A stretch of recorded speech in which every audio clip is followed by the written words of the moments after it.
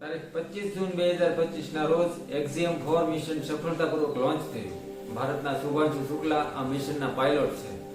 એક્ઝિયમ-4 mission અંતર્ગત અન્ય 3 અવકાશ યાત્રીઓ પણ શુભાંશુ શુક્લા સાથે સ્પેસમાં જશે. આ એક કોમર્શિયલ મિશન છે જે એક્ઝિયમ સ્પેસ નામની અમેરિકાની કંપની, નાસા અને એલોન મસ્કની કંપની સ્પેસએક્સ દ્વારા સાથે મળીને ઓપરેટ કરવામાં આવી રહ્યું છે. એક્ઝિયમ-4 મિશન ભારત માટે અને ઇસરો માટે તો મહત્વનું છે જ. આપણે તેની વાત ફરી ક્યારેક કરીશું. પરંતુ શું તમે જાણો છો શુભાંશુ શુક્લાની પણ પહેલા અવકાશમાં જનાર પ્રથમ ભારતીય કોણ છે? નમસ્કાર મિત્રો, ઇન્ફોબીટ ગુજરાતી યુટ્યુબ ચેનલમાં હું મહેન્દ્રસિંહ સરવૈયા તમારું સ્વાગત કરું છું. આશા કરું છું કે આ બધા મજામાં હશો. આજે વિડીયોમાં આપણે અંતરિક્ષ એટલે કે સ્પેસ અવકાશમાં જનાર પ્રથમ ભારતીય એવા રાકેશ શર્મા વિશે વાત કરીશું. 13 જાન્યુઆરી 1949માં પંજાબના પટિયાલામાં તેમનો જન્મ થયો. 1970માં તેઓ ભારતીય વાયુસેનામાં જોડાયા. 1971ના ભારત પાકિસ્તાન યુદ્ધમાં MiG-21 ફાઇટર પ્લેન તેમણે 21 વાર ઉડાડ્યું હતું. એ વખતે તેમની ઉંમર 23 વર્ષ હતી. તેઓ જ્યારે 25ની ઉંમરે પહોંચ્યા ત્યારે એરફોર્સના સૌથી ટોપ લેવલના પાયલોટ બની ચૂક્યા હતા. ભારતની અવકાશ સંશોધન સંસ્થા ઇસરો અને રશિયાના જોઈન્ટ મિશન દ્વારા રાકેશ શર્માને 1982માં અંતરિક્ષ યાત્રા માટે પસંદ કરવામાં આવ્યા અને 3 એપ્રિલ 1984ના રોજ સોયુઝ T-11 નામના સ્પેસશિપની મદદથી ઉડાણ ભરી.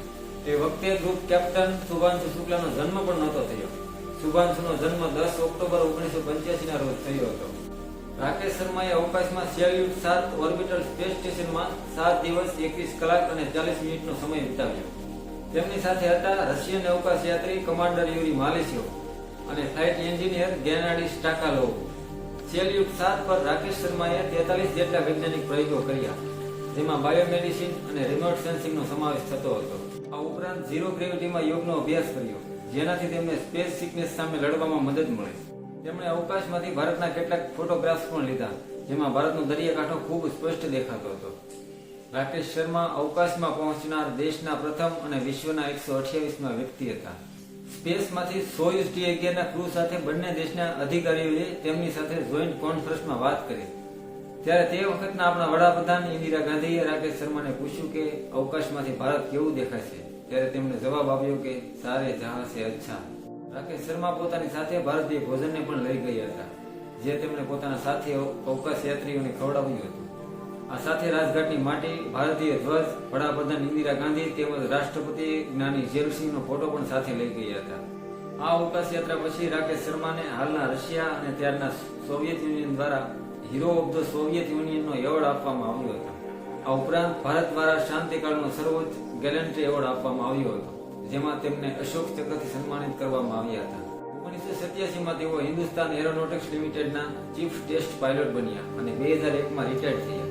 હાલ રાકેશ શર્મા તામિલનાડુના કુન્નુરમાં શાંત જીવન જીવે છે, જ્યાં તેઓ ગોલ્ફ, ગાર્ડનિંગ અને યોગનો આનંદ માણે છે. 2023માં તેમણે ઇસરોના ચંદ્રયાન 3 મિશનની સફળતા પર ગર્વ વ્યક્ત કર્યો હતો. એક્ઝિયમ-4 મિશન માટે તેમણે શુભાંશુ શુક્લાને પણ શુભેચ્છા પાઠવી છે. તો મોરલ ઓફ ધ સ્ટોરી એટલે કે વાર્તાનો સાર એ છે કે તમારા બાળકોને પૂરતી મોકલાશ આપો, તેને ગમતા વિષયોમાં આગળ વધવા દો. તમને ગમે તે તેના પર ના થોપો, એને જે ગમે તે એને કરવા દો.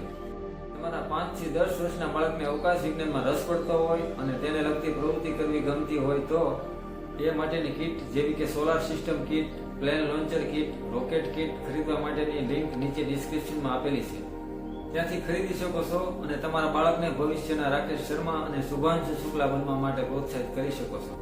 તો મિત્રો, આ હતો રાકેશ શર્મા વિશે માહિતીનો એક નાનકડો ટુકડો એટલે કે ઇન્ફોબીટ. વિડીયો તમને કેવો લાગ્યો કોમેન્ટ કરી જરૂર જણાવજો. વિડીયોને લાઇક અને શેર કરજો તથા ચેનલને સબસ્ક્રાઇબ કરવાનું ન ભૂલતા. ફરી મળીશું નવા અધ્યાય સાથે. ધન્યવાદ.